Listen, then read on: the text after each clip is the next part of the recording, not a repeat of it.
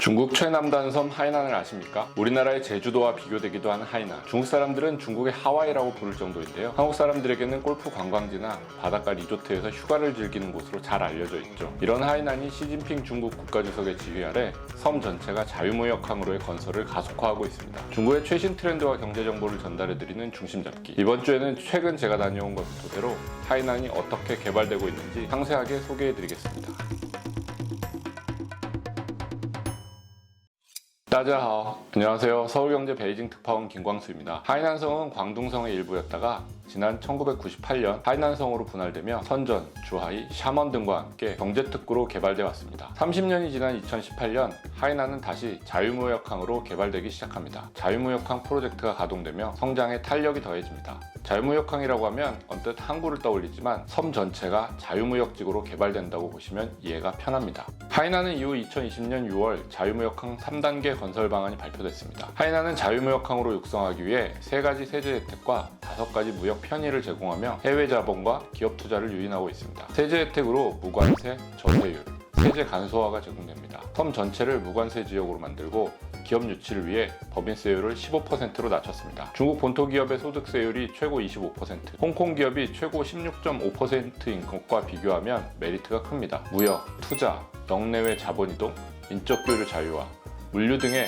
5가지 편의도 제공합니다. 그 결과 2022년 기준 127개국과 지역에서 1320개의 외자 기업이 진출해 하이난에 둥지를 틀었고 투자 총액이 40억 5천만 달러에 달합니다. 이런 혜택을 두고 하이난 자유무역항 프로젝트가 중국 본토에 제2의 홍콩을 만드는 것이라는 지적도 나옵니다. 하이난은 관광과 서비스업, 심해와 우주개발 같은 첨단 기술산업, 열대기후를 활용한 고효율 농업 등을 4대 산업으로 분류하고 있습니다. 이 4가지 산업이 하이난성 GDP의 70%를 차지할 정도입니다. 관광 분야에서 리조트 중심의 싸냐는 물론 최근 섬 중심부에서 남쪽에 위치한 우즈산을 육성하겠다는 목표를 세우고 있는데요. 이곳에서 만난 우즈산시 서기는 우즈산이 청정 힐링 지역이라며 고속도로 개통으로 접근성도 좋아진 만큼 한국인 관광객을 5만 명 이상 유치하겠다는 당찬 목표를 제시했습니다. 무관세 지역인 하이난성은 섬 전역에 대형 면세점도 10개 넘게 자리하고 있습니다. 작년 10월 말에 하이커우에 문을 연 면세점은 세계 최대 규모입니다. 중국은 면세점 육성을 위해 2020년 7월부터 기존 3만 위안에서 10만 위안으로 한도를 3배 이상 늘렸습니다. 한국과 비교하면 거의 20배에 육박합니다. 지난주 찾은 싸냐 면세점은 명품 매장마다 길게 줄을 늘어섰고 인기 품목인 화장품 매장도 발 디딜 틈이 없을 정도로 북적였습니다. 하이난은 여기에 보아오 포럼으로 유명한 보아오 지역에 의료관광 특구를 만들어 중국의 부자들이 건강과 레저를 함께 즐길 수 있도록 유인하고 있습니다.